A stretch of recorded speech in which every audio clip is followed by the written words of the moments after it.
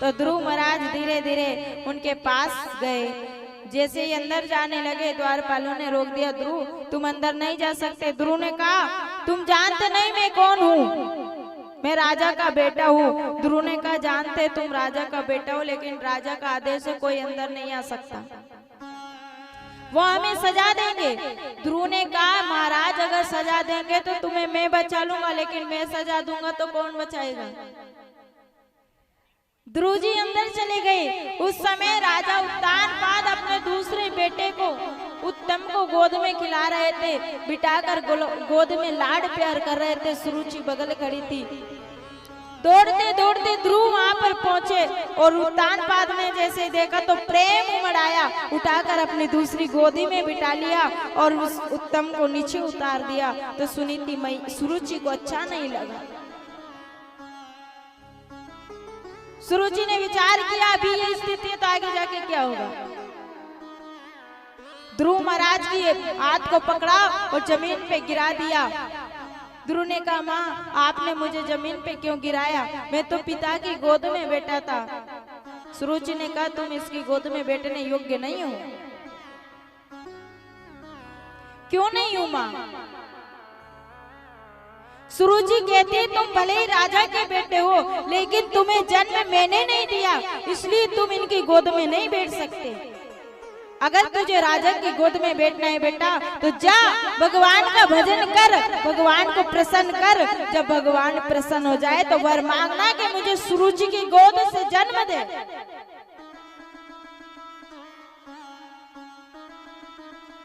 ध्रुव महाराज कहते माँ तो कहती माँ तो सबकी समान होती है, फिर तुम मुंह से इतना कड़क बोल क्यों बोल रही।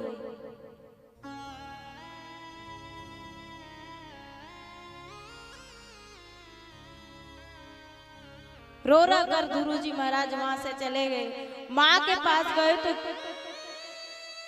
लाल आके हो रही क्रोध में, एक धरे एक उठाए, एक धरे एक उठाए। सुनीति ने पूछा ध्रुव क्या बात है बेटा, इतना क्रोध में क्यों हो रहा है। माँ आप तो कहती हो कि माँ एक जैसी होती है, चाहे जन्म दे चाहे नहीं दे। तो सुरुचि माँ ने मुझे इस प्रकार से अपमानित क्यों किया, मुझे धक्का क्यों मारा।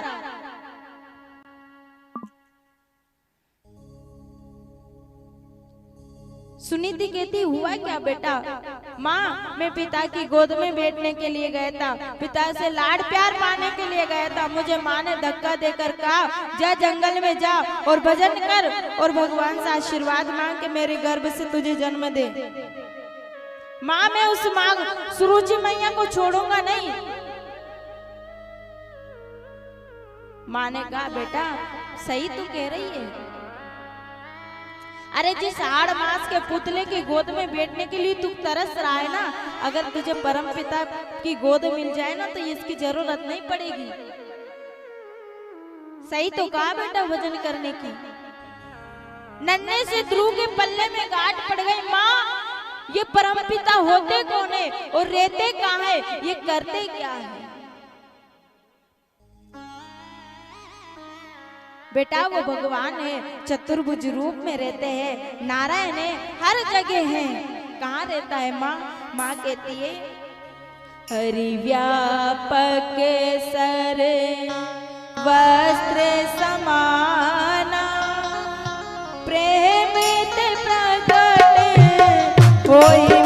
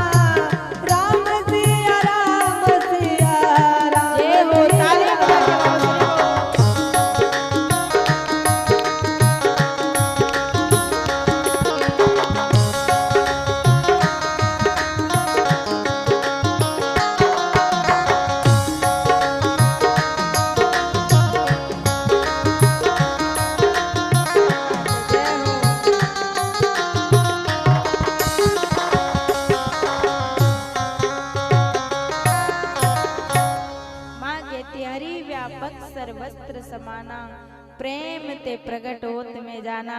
ध्रुव बेटा, परमात्मा हर कण कण में व्याप्त है, पर फर्क इतना है जहाँ प्रेम होता है वहाँ प्रभु प्रकट हो जाते हैं।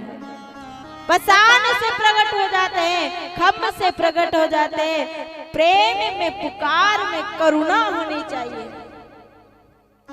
अब तो ध्रुव जी ने कहा माँ अब तो चाहे कुछ भी हो जाए, अब तो मुझे जाना है, अब भगवान को पाना है। माँ कहती है बेटा अभी तू छोटा है, थोड़ा बड़ा हो जा फिर चला जाना। नहीं माँ अब मुझे जाना है। और ध्रुव महाराज वहां से चले। महाराज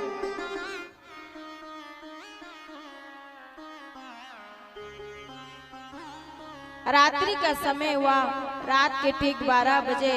5 वर्ष की उम्र ध्रुव जी की है। 5 वर्ष की आयु में ध्रुव महाराज निकल गए, चले जा रहे हैं घर से, जंगल में गए। उधर भगवान विष्णु को चिंता होने लगी, मेरा भक्त है आ रहा है, बड़ा नहीं है, 5 साल की उम्र है। लोग कहते हैं ना कि बड़े हो जाएंगे, बूढ़े हो जाएंगे तब भजन करेंगे, लेकिन इससे सीखना चाहिए कि भजन करने की कोई उम्र नहीं होती। सूर्य उदय हुआ और ध्रुव महाराज जंगल में जा रहे हैं। भगवान नारायण ने नारद जी को भेजा, जाओ जाकर ध्रुव की परीक्षा लो, पक्का है या कच्चा है। पक्का होगा तो कोई दिक्कत नहीं है, क्योंकि कच्चे घड़े में पानी ठहरता नहीं है, उसे पकना अनिवार्य है। आए नारद जी आकर रास्ते में मिले, बेटा कहाँ जा रहे हो। अब माँ ने बता रखा था जिनके हाथ में वीणा होती है, जिनके हाथ में करताल होती है, मुंह पे नारायण नारायण होते हैं, वो नारद होते हैं। पहचान लिया, साष्टांग प्रणाम किया। नारद ने कहा संस्कार की सीढ़ी पक्की है। संत को आते, किसी महात्मा को आते, किसी भक्त को आते, अगर चरण में कोई झुक जाए तो समझ जाओ इसके संस्कार पक्के हैं। पर आजकल तो झुकने का रिवाज नहीं है महाराज, मुर्दा का समान कड़क रहते हैं, झुकते ही नहीं है ना। संत कहते हैं फलदार वृक्ष झुकता है, गुणवान व्यक्ति झुकता है, अकड़ तो मुर्दे की पहचान होती है साहब। लोग पैदल चलते, वो 4 के कंधों पे जाता है। ध्रुव महाराज ने साष्टांग प्रणाम किया तो समझ गए संस्कार पक्के हैं। अच्छा बेटा जा कर आए हो। ध्रुव ने कहा महाराज मैं भगवान को पाने के लिए जा रहा हूँ। बेटा भगवान कैसे होते हैं। ध्रुव कहते हैं, मैया कहती है कि भगवान 4 हाथ वाले होते, मोर मुकुट पहनते, बड़ी बड़ी आंखें होती है, गुलाब की तरह होंठ होते, कोमल चित्त होता है, पीली पीतांबर ओढ़ते हैं। अच्छा और क्या होता है कि भगवान करुणावान होते हैं, दीनों पर करुणा करने वाले होते हैं। अच्छा बेटा एक बात बता, भगवान रहते कहाँ है। उसने कहा भगवान तो सब जगह है, कहाँ भगवान नहीं है, हर जगह तो परमात्मा है। लेकिन बेटा तू छोटा सा है, 5 साल की तेरी आयु है, तू भोजन कितनी बार करता है दिन में। ध्रुव ने कहा प्रभु मैं भोजन दिन में 4-5 बार करता हूँ। बेटा कौन खिलाता है। ध्रुव कहने लगे मेरी माँ भोजन कराती है। अच्छा लेकिन बेटा तू जंगल में जा रहा है, जंगल में तेरी माँ नहीं होगी, फिर तू भूखे मरेगा, तुझे भोजन नहीं मिलेगा, तू भोजन कैसे करेगा। ध्रुव कहता है महाराज जब मैं मेरी माँ के गर्भ में था तब उस परमात्मा ने मुझे पाल दिए, तो अब तो उसने हाथ पांव कान सब दे के भेज दिया, अब तो भूखा नहीं रखेगा। जब दांत न थे तब दूध दियो, अब दांत दिए कुछ और भी देखो, अब मुझे चिंता नहीं है। अच्छा ये भी पक्का है, अटल विश्वास है। लेकिन भैया तूने गुरु बनाए कि ना बनाए, क्योंकि बिना गुरु के कोई पार ना हो सके। ध्रुव जी ने कहा महाराज गुरु तो नहीं बनाए, लेकिन माँ कहती है जिसे नारद मिल जाता है उसे नारायण से मिलने से कोई नहीं रोक सकता, आप गुरु बन जाओ। नारद जी कहते हैं कि गजब का चेला मिला है, फटाफट जवाब देने वाला है। नारद जी ने गुरु ध्रुव महाराज को 5 द्वादश अक्षर का मंत्र दे दिया, ओम नमो भगवते वासुदेवाय। जाओ बेटा इस मंत्र का जाप करना, तुम्हें परमात्मा जरूर मिल जाएगा। अब ध्रुव महाराज जंगल में चलते जा रहे, चलते जा रहे, चलते जा रहे, ओम नमो भगवते वासुदेवाय, ओम नमो भगवते वासुदेवाय का जाप कर रहे, इस प्रकार कीर्तन करते हुए जा रहे। ओम नमो भगवते वासुदेवाय, ओम नमो भगवते वासुदेवाय, ओम नमो भगवते वासुदेवाय, ओम नमो भगवते वासुदेवाय, ओम नमो भगवते वासुदेवाय, ओम नमो भगवते वासुदेवाय। ओ वासुदेवाय मेरो कृष्ण चंद्राय, वासुदेवाय मेरो कृष्ण चंद्राय, वासुदेवाय मेरो कृष्ण चंद्राय, वासुदेवाय मेरो कृष्ण चंद्राय। ओम नमो भगवते वासुदेवाय, ओम नमो भगवते वासुदेवाय, ओम नमो भगवते वासुदेवाय। ओम नमो भगवते वासुदेवाय। ताली बजाकर हाथ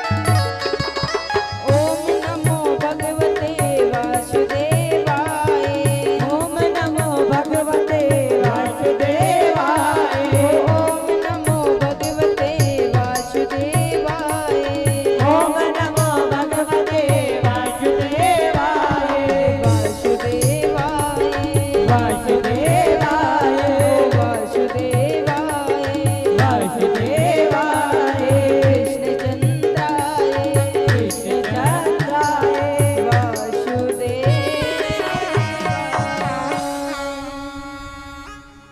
इस प्रकार ध्रुव महाराज ओम नमो भगवते का जाप करते हुए मधुवन में पहुंच गए और एक इमली के वृक्ष के नीचे ध्रुव महाराज भजन करने लगे।